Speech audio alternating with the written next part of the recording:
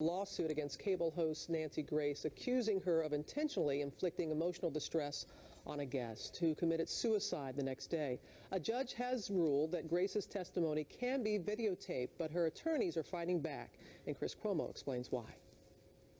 No, that is not what I said. Television host Nancy Grace is known for her interrogation-style interviews.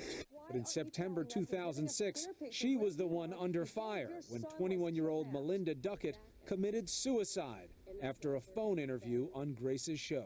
Where were you? Why aren't you telling us where you were that day?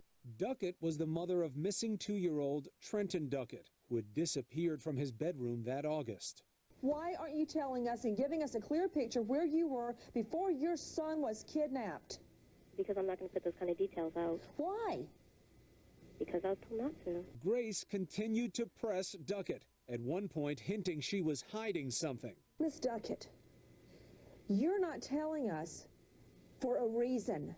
What is the reason? You refuse to give even the simplest facts of where you were with your son before he went missing. Duckett committed suicide the very next day, hours before her interview aired on Grace's CNN headline news program. When I spoke with Grace just a week later, she was unapologetic.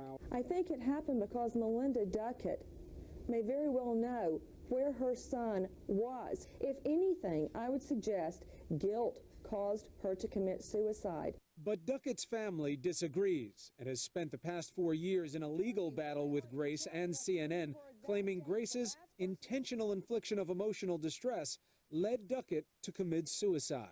The family believes Nancy Grace caused Melinda Duckett's suicide. And in a surprising turn, Grace, a woman who's made her living in front of the cameras, is now trying to hide from them.